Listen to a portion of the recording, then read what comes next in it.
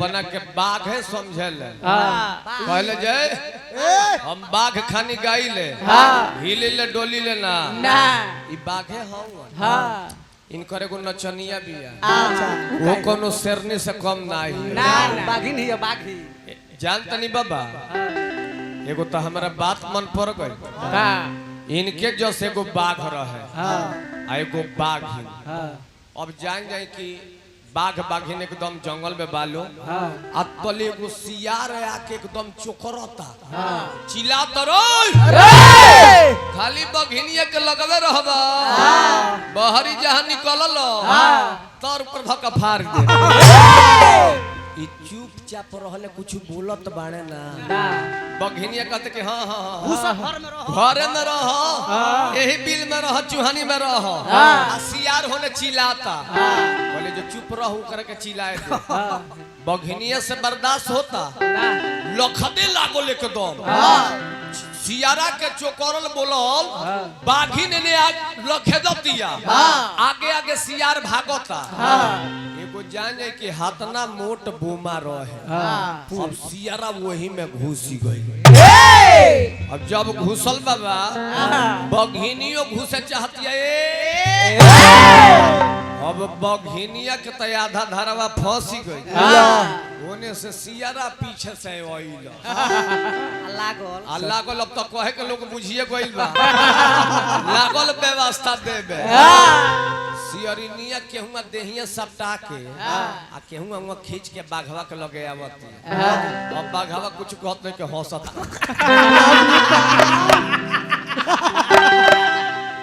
बाघवा पूछत कि का भइल बा बघिनिया मुंह लटकौले बिया कहते तू घर में रह हमरे के भेज दो बाघवा कहत जे सुन आज जल तोरा साथे भइल बालू 3-4 दिन पहले सियारवा हमरा साथे कह के छोड़ देला जो भाग पागल लोग हो का सरकार तरक चुटकिला ना कह चाहत रहल बताई हई बाघवा बाघिन वाला एगो चुटकिला कह देनी आ कि का दो इनका लेखा एगो बाघ रहे आप बघिनिया रहे तो बोल इतना बाउर कह जाला औहरवा हितई में बानी तब इतना फुहर बोलतनी लोग जाने कि जाए दादा लंगे घरे बियाह कर देले बनी का अपना बेटी लोग जान गइल होई बाकी ना हो ना हेतना फालतू बोला जाला हितई में हम तनी बोलती तब बुझातो बा और ओबरा हितई में आके तब इतना बोलतनी खाली अब एगो कान में हमरा बात चल गइल बा ये से हम पटाइल बनी आ ना तो अबले उना कसती जानो ये पहले गांव नहीं थोड़ी गांव तरला ना ये पहले चोर रहले चोर अब ला तो पोले खोलवत रह तो खोल देता नहीं निमन से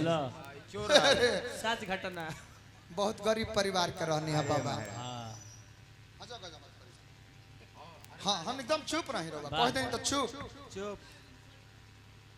गरीब परिवार के रहनी हां जी लोगवा कहल के बाबा मोटइबो जोटइबो ना एगो गाय के व्यवस्था करो तब तू दूध पियबो मोटइबो तो बकरी किने के जकरा पहले औकात न खौगाई के बात बतियाई जी ना तब 5 जना कहलो के सुनो एगो काम कल जा चलो चोरी कल जा आ चोरा के कुछ धन होई त गाय किनाई आ बाबा के देह तने मोटा जाए तब 5 जना के गोल बनल मेठ रहले हई रंगलाल हई बड़े नाटुर नरेश छोटा कोई छोटू जी सोनू भैया छोटा कोस्ट 3 गो लेडी बल्ब जरा तो अच्छा अमीन साहब के चाचा बानी बाबा के गोल लगनी आशीर्वाद के कामना बा आ जाने की चुटकिला जितना भी होला मैं झूठ होला ई मनोरंजन खातिर होला दिल पर मत ले रो खानदानी रही सही महाराज रो वही तई में हम शिकायत करो के रो चोर रहनी हम काहे कहते कहे जाई मार बापे दादा रही सही सवेरे बहुत बाकी हो मीट मछली खाइल छोड़ दी बाबन के काम चोर ना है पॉकेट बाहर है भले अड्डा खाई छोड़ दी जननी अब 5 जना गोल बना के हां आ एगो यहाँ के गांव के बगल में जीरा दे जीरा दे जान जाए के एगो सेठ जी के तिलक चढ़ रहे घर के उनका लड़का के आ खूब धन मिल रहे बाप हो बाप आई 5 जना के कान में चल गई कि फलानवा से सेठ के घरे तो खूब धन मिलल बा चलो सब करे घरे सेन मार दियल जाओ आ वही गौवा में एगो जादव जी रहले लक्ष्मण काका उनकर बियाह ना भई रहे बाणे रहले आ साहू जी कहले के लक्ष्मण काका हम जाता नहीं जब बाजार करे अगर देरी हो जाए तो बगल में मौसी के घर बा वो जब रुक जाए जा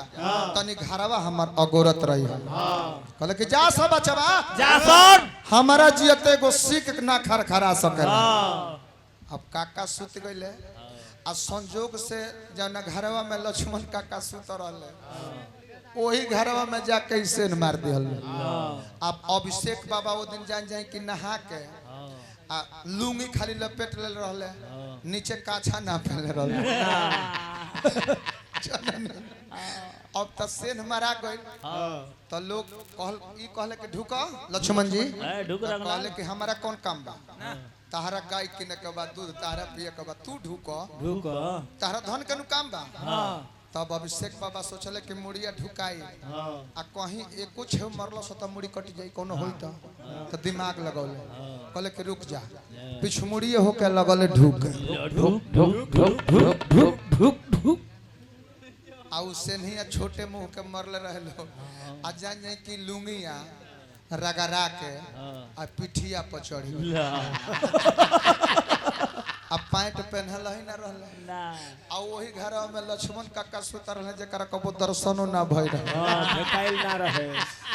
लाइट बरल अरे तो कहले कि भाई ये कौन जीव हो अरे एक ही साथ दो मुड़ी कौन सा जानवर यार और जान गले कि तो चोर है उहे डणवे पर से ध लेले कहले के बबुआ बड़ी भाग से भेटाइल बड़ो गहूं चरावेल बड़ो लहिसी के धइल बा 2 बोरा नया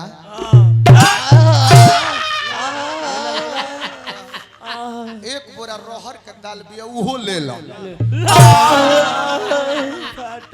हई छोरा में मसूरी के दाल बा बहरिया से लक्ष्मण कहस के ढुको अब कहानी को ढुको तो ई कहस के हम अब कैसे ढुकी पूरा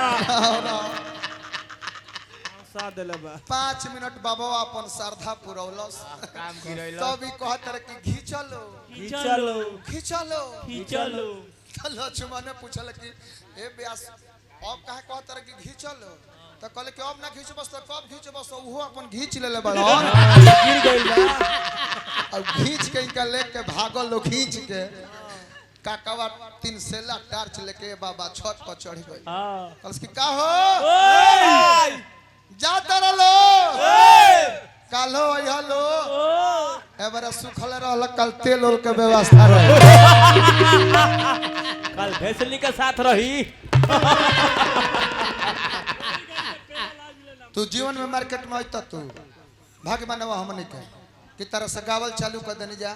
भक दे मार्केट में आ गइल न जाय दे प्रभु बाबा जाय हम डर लागला कब्र बस परशुरामा अवतार ले ठीक जाय दे बाबा हां अब तनी चली वाह बहुत अझुरावे वाली कहानी।